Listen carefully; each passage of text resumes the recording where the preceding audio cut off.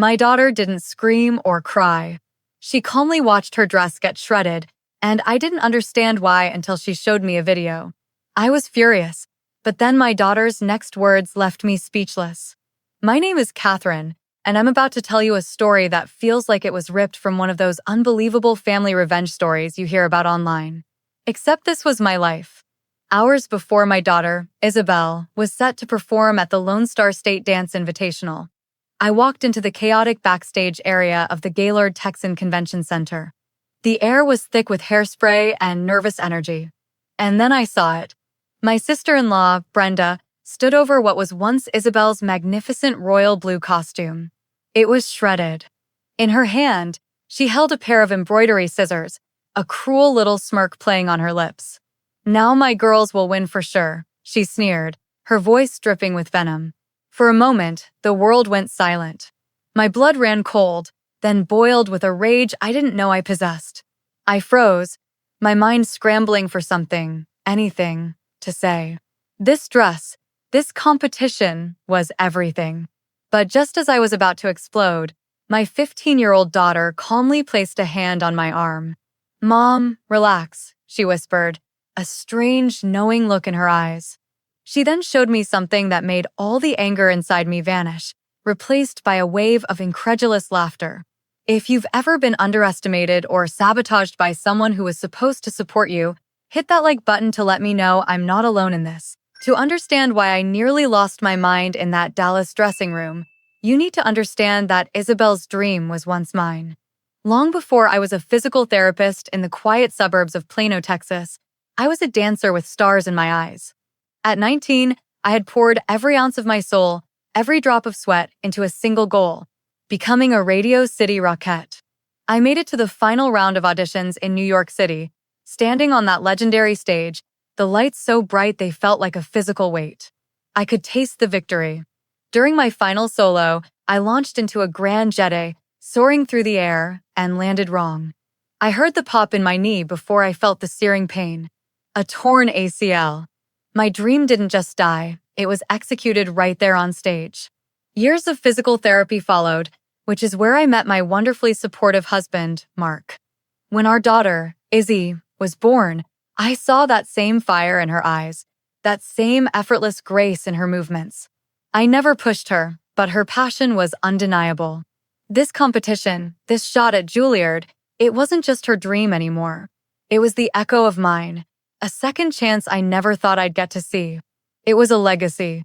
If you've ever had to watch someone else live out a dream you lost, let me know what city you're watching from.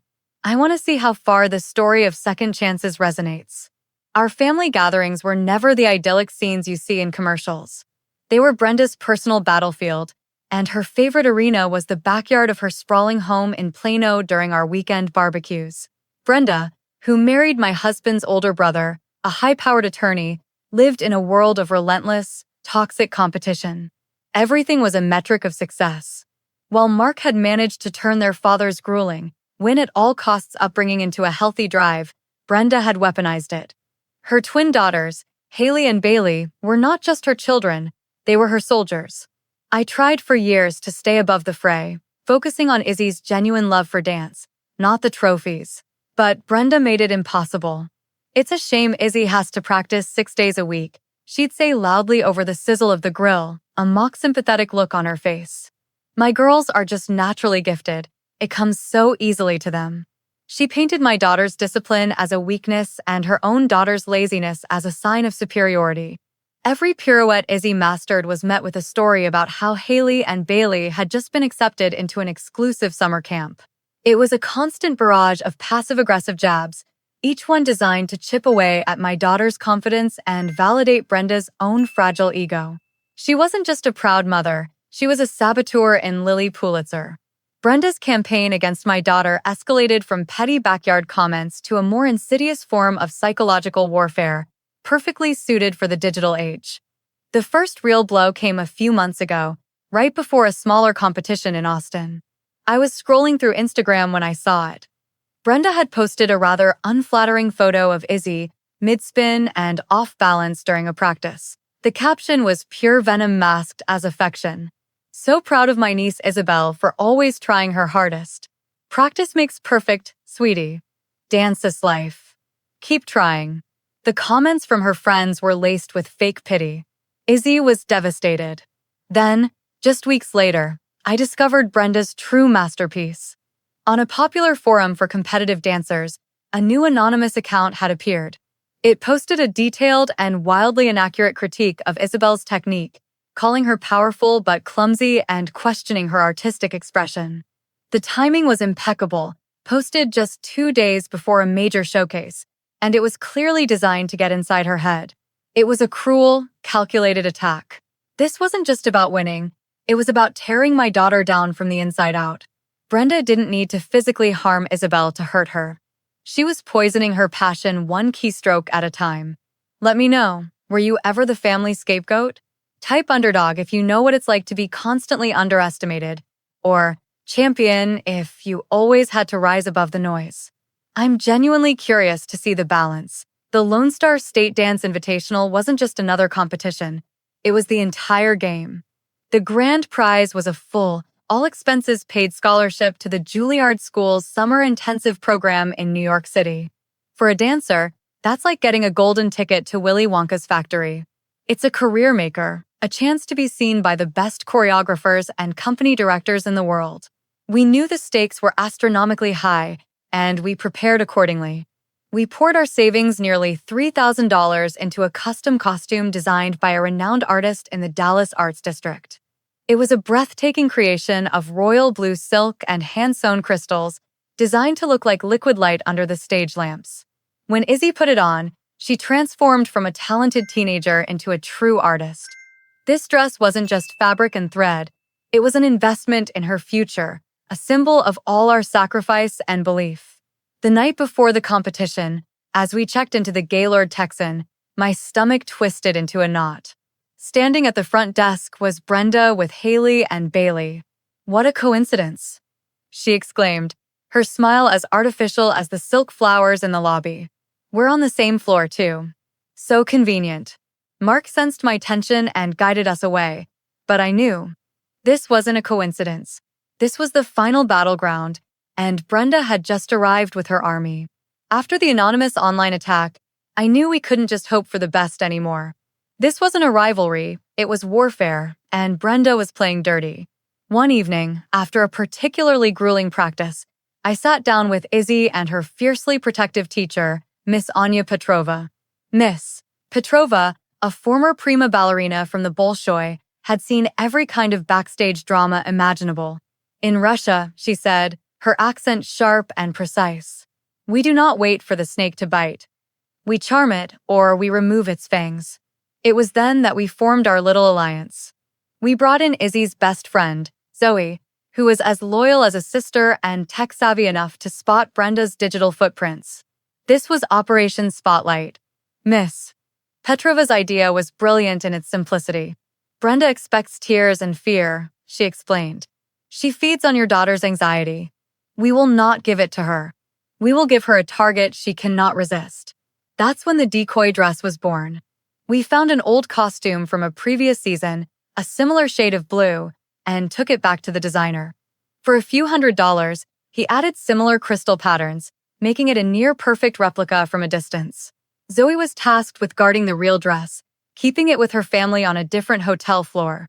We were no longer just defending, we were setting a trap, using Brenda's own destructive obsession against her. The plan was set, and the execution required a bit of theater. The morning of the competition, we made a show of hanging the decoy dress in a garment bag, front and center in our hotel room closet. When Brenda and the twins inevitably stopped by to wish Izzy luck, I saw Brenda's eyes dart to the closet, a flicker of predatory hunger in her gaze.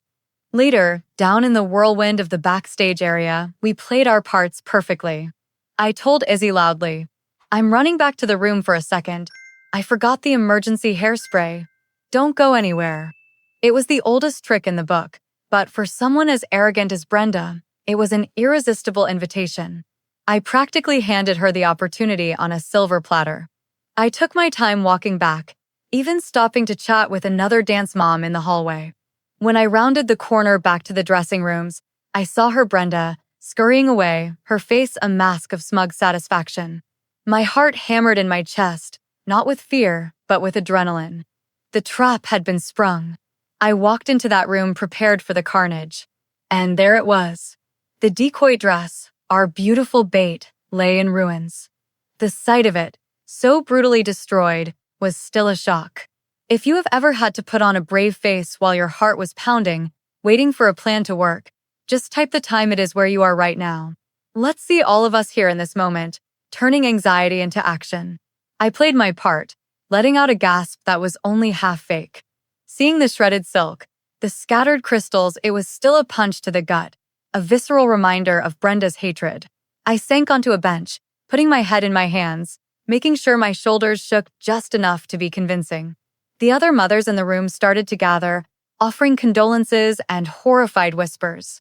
I could feel their sympathy, and it fueled my performance. But then, through the blur of my feigned tears, I saw Izzy. She wasn't crying. She was watching me, a strange, almost amused glint in her eyes. She knelt beside me. "Mom," she whispered, her voice steady. "Come with me. Now." She pulled me by the hand, leading me away from the sympathetic crowd and into a small, quiet alcove behind a rack of costumes. The moment we were out of sight, a door to a private dressing room opened, and her best friend, Zoe, stepped out. In her hands was another garment bag. She unzipped it without a word. And there it was, the real dress. Pristine, sparkling, and utterly perfect. I stared, speechless, my brain trying to catch up. "The tears were real, Mom," Izzy said, a grin finally breaking across her face. "But they were for my Oscar-worthy performance." A laugh bubbled up from deep inside me, a sound of pure, unadulterated relief and pride. My daughter wasn't a victim, she was a general. This was it, the moment of truth. As the announcer's voice boomed through the auditorium. "Next up, competitor number 117, Isabel Miller." I watched Brenda from across the aisle. She leaned forward, a smug, expectant look on her face, probably anticipating a no-show or Izzy appearing in a mismatched practice outfit. The stage remained empty for a beat too long, and I saw her whisper something to her husband, a triumphant smirk spreading across her face. And then, Izzy stepped into the light. The gasp from Brenda's row was audible. Izzy didn't just walk to center stage. She glided, bathed in the glow of the spotlights, her royal blue dress shimmering like a sapphire sea. Every crystal caught the light, throwing tiny rainbows across the stage. She was breathtaking. The music, a haunting, powerful piece by Max Richter, began to swell. From the very first movement, I knew this was different. This wasn't the dance of a nervous teenager. It was the performance of an artist who had something to say. Every leap was higher, every turn sharper, fueled by a righteous fire. She danced the story of betrayal, of resilience, of rising from the ashes. It was raw, emotional, and technically flawless. As she hit her final, defiant pose, the auditorium was silent for a half-second before erupting into thunderous applause. People were on their feet. Brenda was frozen, her face a perfect mask of disbelief and fury. If you have ever turned someone's attempt to tear you down into the very fuel for your greatest success, hit that subscribe button. This is a community for warriors like you. While Izzy was backstage receiving congratulations, I decided it was time to light the fuse for the second part of our plan. I scanned the crowded lobby and quickly located my target, a dance mom named Carol, a woman whose ability to spread information could rival CNN. I approached her, dabbing my eyes with a tissue to complete the picture of a proud, emotionally overwhelmed mother. "Carol, you will not believe the day we've had," I began, my voice trembling just enough. "It's a miracle Izzy even made it on stage." Her eyes widened with interest. I leaned in conspiratorially. "Someone, we don't know who, got into our dressing room. Brenda had just stopped by to wish us luck, and when we came back, Izzy's dress was in pieces, utterly destroyed." I let that hang in the air for a moment. I was about to pull her from the competition, but thank God, with all the strange things that have happened in the past, Miss Petrova insisted we bring a backup. An identical one. Can you believe the luck? I didn't need to say another word. I could see the gears turning in Carol's mind as she connected the dots. I thanked her for her sympathy and walked away. Within 15 minutes, the effect was visible. I watched as little groups of mothers would form, cast glances at Brenda, and then quickly disperse when she approached. She was no longer the queen bee of the dance mom clique. She was a pariah. The whispers followed her everywhere, a quiet, corrosive tide of social justice. Her victory was not only snatched away, her reputation was being dismantled, piece by piece. The social chill around Brenda was palpable by the time the finalists were announced. When both Izzy and the twins were called, the polite applause for Haley and Bailey felt noticeably cooler. Later that evening, my husband Mark, who had arrived just in time to see Izzy's performance, finally got the full story from me. His face, usually so calm, hardened with a resolve I had rarely seen. He found Brenda near the hotel bar. From a distance, I watched the confrontation. It wasn't a shouting match, it was something far more devastating. It was a quiet, surgical dismantling of her character by the one person whose approval she still desperately craved, her little brother. Just as their conversation ended, Haley and Bailey ran up to their mother, their faces streaked with tears. "Mom, is it true?" Haley asked, her voice cracking. "Carol's mom said you ripped Izzy's dress. Everyone is saying we don't deserve to be in the finals." Pinned between the cold disappointment of her brother and the horrified shame of her own children, Brenda finally broke. She looked smaller, stripped of her usual arrogance. Later, there was a knock on our hotel room door. It was Brenda, alone. Her eyes were red-rimmed. I am sorry," she stammered, the words sounding foreign and rusty on her tongue. "What I did, it was monstrous." It wasn't a victory speech or a triumphant moment. It was just a quiet, hollow admission in a hotel hallway, the first crack in a foundation of jealousy that had been building for years. That quiet admission in the hallway wasn't an ending, but it was a beginning. The next day, Izzy won. She won the scholarship, the trophy, the ticket to Juilliard. But as we drove home on I-35, back towards Plano, the massive crystal trophy sitting in her lap, we all knew that wasn't the real prize. The true victory had happened offstage. Brenda, true to her word, began seeing a therapist. The twins started to find their own identities outside of their mother's ambitions, and a fragile, tentative peace began to settle over our family. The decoy dress now hangs in the back of Izzy's closet, a silent testament not to a feud, but to a profound lesson. It taught my daughter, and reminded me, that you cannot control what others do, but you can control your response. True power isn't in loud confrontation, it's in quiet preparation and unwavering integrity. The greatest act in any of these family revenge stories is not the revenge itself, but reclaiming your own narrative. It's about choosing to build your future instead of letting someone else's bitterness tear down your present. We learned that the ultimate success isn't just about winning. It's about being able to look at yourself in the mirror and know that you won the right way, without sacrificing the person you are. If our journey from sabotage to success has resonated with you, and if you believe that the best response to darkness is to shine even brighter, subscribe to this channel. You are not alone, and our stories are our strength.